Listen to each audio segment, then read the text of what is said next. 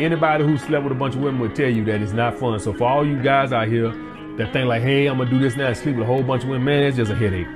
Yeah, it feels good for about 2 months, and then it quickly become old and tired. I'm just gonna let you know that right now. So you never gonna get happiness trying to sleep with a bunch of women. You will get happiness from your hobbies and your purpose.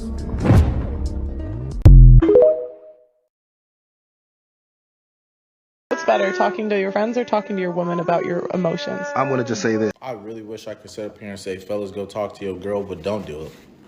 Go ahead and talk to your friends, because they're gonna be able to help you out. I'm sorry, ladies. One, fellas, when you go talk to your fellas, you ain't gotta worry about getting a biased opinion. Your fellas gonna keep it straight with you, and they gonna tell you what you need to do. Two, when you talk to women, sometimes they aren't even listening to you, bro. They will sit up here and change this conversation, change this topic onto them.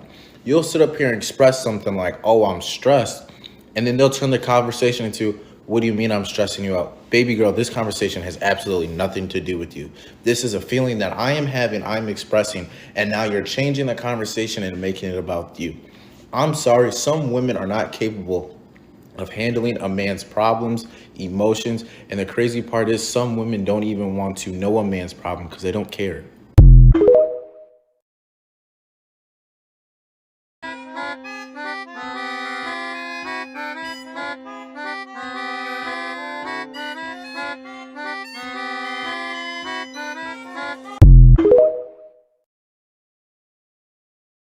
Just got reminded I'm not young and hot anymore, so that's fun.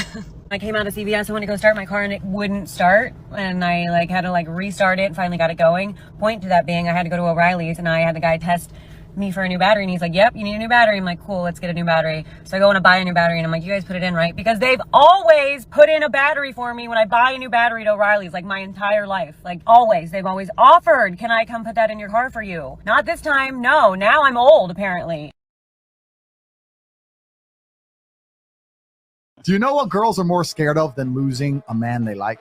They're more scared of having the man they like, but he doesn't like her. So what will happen if I put a girl in those kind of scenarios and she doesn't act right or doesn't make the right choice? What I will do, instead of actually getting rid of her, I'll keep fucking her, but I'll fuck her different. So instead of, there's no kissing anymore. You understand? You understand? He's not doing that thing anymore. If you had to cheat on your boyfriend with one guy in the entire world, who would it have to be? Ian Somerhalder, Harry Styles, MGK. I would never cheat on my boyfriend. He's the love of my life. Aww.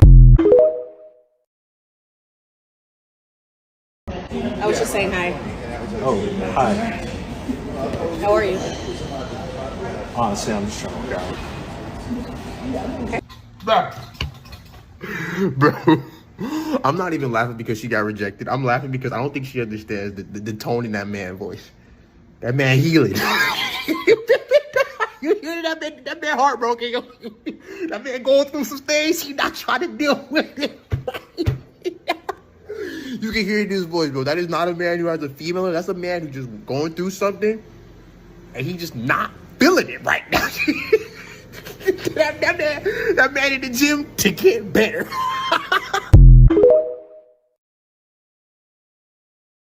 On the subject of not praising your man, as the videos have been going around online. The context of what she's talking about is insincere compliments and how men seem to instinctively shy away from that. She also says this is kind of a hot topic out there, I guess, so let's clarify. I don't think I've ever had a conversation with another man about this topic, so I can't speak for all men on this. For myself, I don't need a lot of compliments, but receiving absolutely no sincere compliments, that's a big red flag. That tells me they're so deep inside their own head. Yeah, it's just all about them. This also goes hand in hand with something else I've talked about before. If you've ever dated a woman and you never look up to just find them looking at you with that appreciative look. Maybe you're at the gas station, you're walking back from inside, and you just look up and you see her with that appreciative look. You're her boyfriend and she thinks you're hot. Versus you just never look up and see her looking at you. Those girls are the same girls that never have any sincere compliments, which to me is a red flag that they're in this for something besides genuine desire. No compliments, no appreciative looks, no little things like that that convey a sense of admiration or lust. Red flags. Men, a lot of y'all claim that beast but bite at everything. That ain't how wolves move.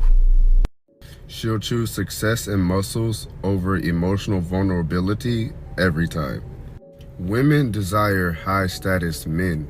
Financial success and a fit body are both indicators of high status in men. Being emotionally vulnerable will only ultimately lead in women respecting you less. There is a reason why the emotional guy always ends up being a woman's orbiter. Women will tell you they like guys who are in touch with their feminine side and like to cry and wear skirts and whatever. But when the time comes and a masculine man strolls around who is successful and big, she won't even hesitate to cheat with that said man. A woman's attitude towards you is always going to be determined by her past. It may be that she's talking to somebody right then. It may be that she just slept with a guy the day before. It may be that you look like a guy from her high school that she didn't like. Stop thinking that everything's about you.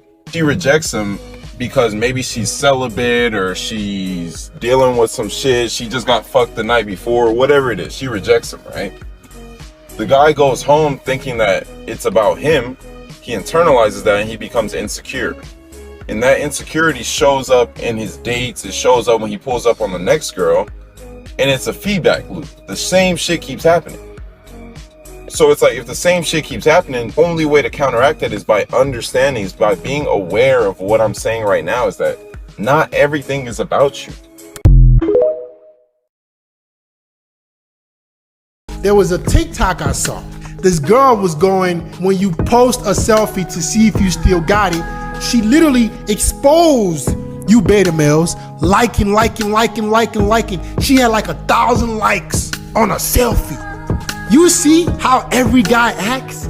Every guy is thirsty. So how is that girl gonna determine, who is the guy I wanna take seriously? You think he's one of those beta males that's liking her stories?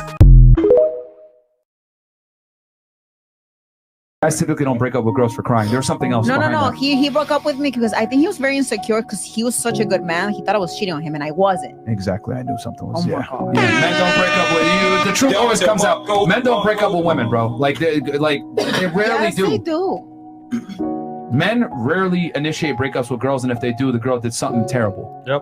¿De qué hablas? Or she wasn't the main girl regardless. Yeah. Pornhub is the largest and most popular porn site in the world. Owned by the megaporn parent company MindGeek, Pornhub averages 42 billion visits per year. That's 115 million visits every day. Most of the content featured on their site is user-generated, amassing 6 million new videos each year.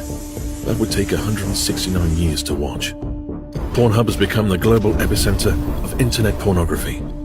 The company makes hundreds of millions of dollars through ad revenue, data collection, and premium subscriptions. And it's blatantly enabling and profiting from rape, sexual abuse, and child sex trafficking. Like the missing 15-year-old girl who was found after 58 videos of her rape were posted on Pornhub. Or Rose Kalemba, the 14-year-old, who the BBC reported was kidnapped at knife point, raped and assaulted on camera for 12 hours, and had to beg Pornhub for months and threaten legal action to remove the videos of her rape and torture.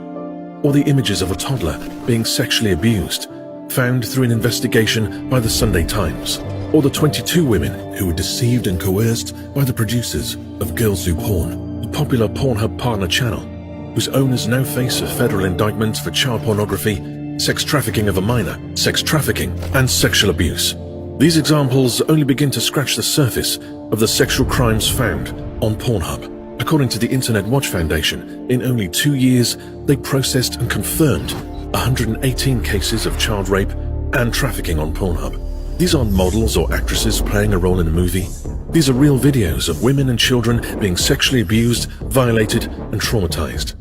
And Pornhub is deeply complicit. They have no system to reliably verify the age or consent of anyone featured in the videos it profits from.